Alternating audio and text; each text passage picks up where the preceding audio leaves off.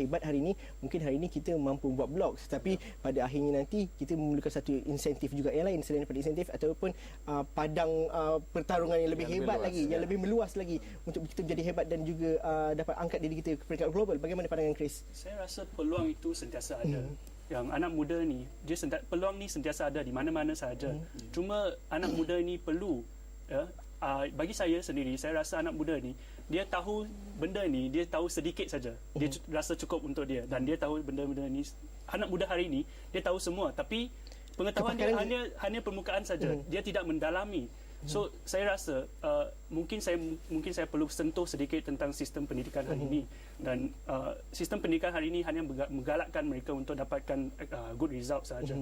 Dan saya rasa ini tidak betul, dan kita perlu melahirkan anak muda yang lebih bukan saja cemerlang di akademik, tapi cemerlang juga di mana-mana soft skill mereka, semua itu.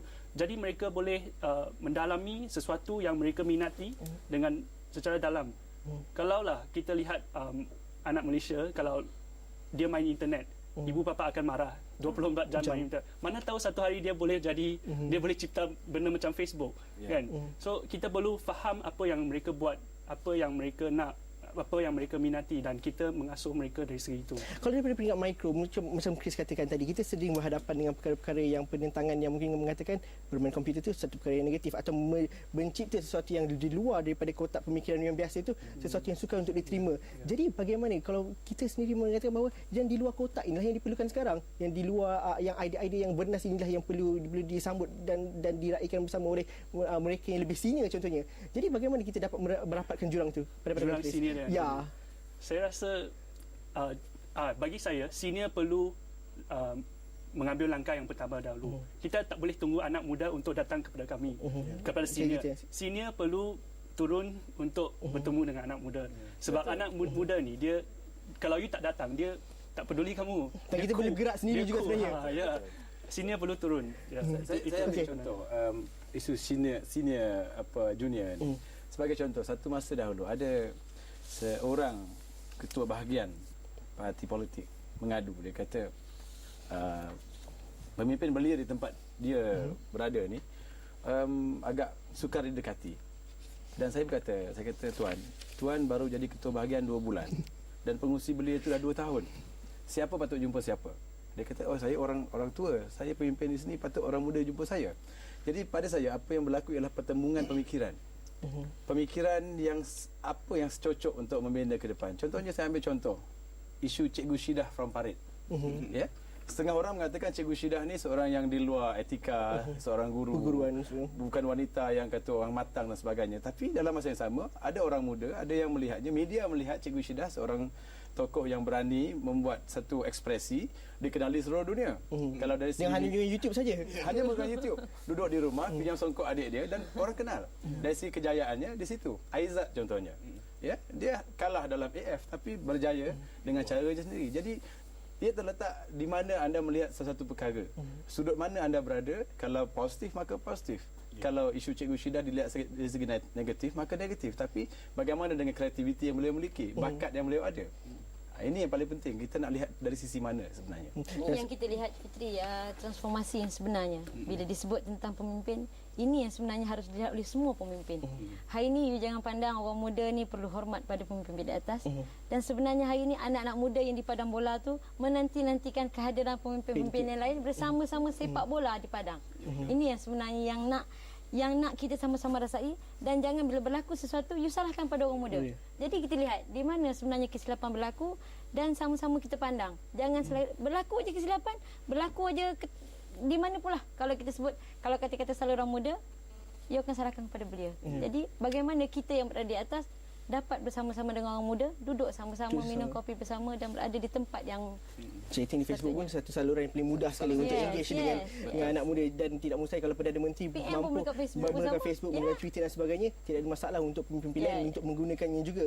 Dan kita mungkin dapat pandangan ataupun soalan daripada rakan kita di arena media. Silakan Farah, kalau mempunyai soalan dan juga pandangan, silakan. Setuju ya kalau saya katakan belia yang berilmu ni pemangkin kepada transformasi negara. Tapi rata-rata Encik Zul ya, kita tengok di IPT sendiri pelajarnya 70%, 60%-nya perempuan. Sehingga kan ada joke yang mengatakan pelajar lelaki kita ni ataupun belia lelaki kita ni lebih prefer pergi ke pusat serenti daripada universiti. So soalan saya ya, saudara Maliki selaku Presiden Majlis Belia Malaysia, mana perginya belia lelaki yang berkualiti di Malaysia ni? Okey, saya rasa saudara Maliki salah seorang boleh berkualiti sebenarnya. Bukan isu gender dan sebagainya, tapi mungkin ada perkara yang kita boleh kita bercakap mengaitkan isu kepimpinan dan gender. Ya, saya sebenarnya di mata saya dan di mata Wan tidak ada beza di antara kepimpinan lelaki atau wanita. Tapi saya ingatlah ada satu ayat kata ar-rijalu qawwamuna 'alan nisa. Lelaki adalah pemimpin pada umat manusia. Memang penting lelaki ni perlu kehadapan untuk memimpin kerana dari segi fizikalnya, dari segi pergerakannya lebih ke situ. Ini hakikat yang dalam pertubuhan beliau MBM sendiri ya, kerana mereka ada accessibility yang lebih, daya tahan yang lebih. Wanita terpaksa juga ada kekangan lain dari segi menjadi seorang ibu, menjaga rumah tangga dan sebagainya. Ini suasana yang memang tak dapat dielakkan. Tetapi apabila hakikatnya 70% IPT wanita contohnya, ia perlu ada keseimbangan sebenarnya. Saya tidak melihat adanya perbezaan dari segi psikologi ataupun kemampuan dari segi gender ini. Tetapi pada saya apabila dalam masyarakat kumpulan yang dilihat patutnya aktif, patut kehadapan tiba-tiba tidak ada, ini satu perkara harus dilihat secara mendalam ni. Mungkinlah dari segi fizikal dan juga alamiahnya lelaki ni lebih kepada perkara-perkara yang bersifat outdoor begitu. Kepimpinan sebenarnya satu seni. Ia memerlukan kita tahan, kita sabar, bersifat analytical. Kadang-kadang mungkin orang lelaki ni lambat panas lah. Saya bukan memihak kepada siapa, tapi mungkin lambat panas dari situ.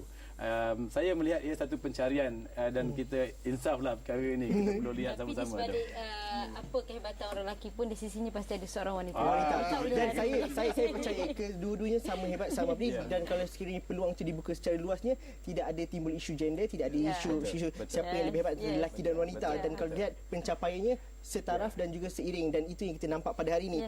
Kita berhenti rehat seketika, kita redakan sedikit, kita akan bertemu selepas ini.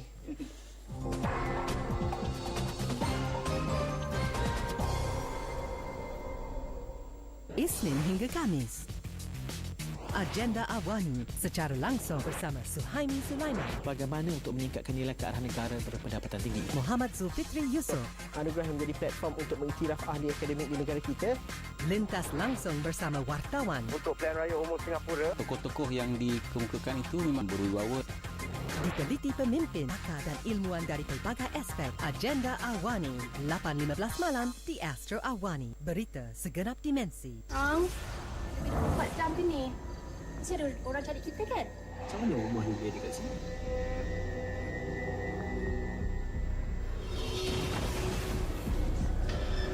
Ada benda pernah berlaku kat sini. aku nampak macam ada orang kat luar. Dilarang masuk untuk menempah filem terkini saluran 480. Setiap Ahad, bukan gosip semata-mata, tapi fakta dan informasi dunia hiburan. Judulnya saja mampu mencipta kontroversi. Baik orang dia, ikhlas orang dia, banyak tunggu saya. I like the way he sings very well. All songs very nice. We're gonna shoot our first single, Ganti. Dekat twistnya dalam filem keempat ni menjadi bila dia reveal pembunuh kita macam betul. Gala TV Plus, Ahad 4.30 petang di Astro Awani. Berita segenap dimensi.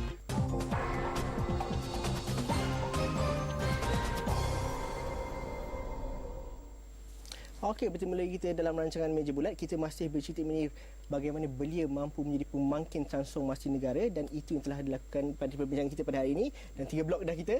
Dan kalau kita bercerita, kita setuju bahawa memang terbukti belia itu memang pemangkin dan malah pendahulu transformasi itu. Tapi bagaimana program dan ini dirancang dan juga dapat melonjakkan lagi mereka ke hadapan, itu menjadi persoalannya pada hari ini. Tadi kita bercerita mengenai kepimpinan belia dan sebagainya. Kalau kita bercerita mengenai bagaimana kita nak menghubungkan pula belia-belia yang mungkin tidak berpersatuan, mungkin kalau belia-belia di Facebook ataupun yang tadi kita kata bahawa remaja pada hari ini, belia pada hari ini, bukan dia tidak tahu hal luar, tetapi mereka punya pandangan mereka sendiri, mereka simpan dan tidak meluahkan atau tidak berkongsi dengan mereka di luar. Jadi kalau kita nak memahami mereka satu-satu tu mungkin susah. Kalau pilihan raya datang, mungkin kita sukar untuk memahami setiap satu demografi dan sebagainya. Dan itu cabarannya pada hari ini. Jadi dalam situasi ini, bagaimana kita memandang perkara itu? Mungkin Saudara Malki? Ya, satu perkara yang penting, persatuan belia ni sebenarnya bukan sesuatu yang bersifat elitis, bukan milik satu-satu kumpulan atau satu orang. Itu yang saya seorang beritahu. Malah dalam ucapan dasar saya sempena mesyuarat Perhimpunan Agung tahunan yang baru dilaksanakan di Seremban pun, saya berkata bahawa persatuan ini hanya satu platform sebenarnya.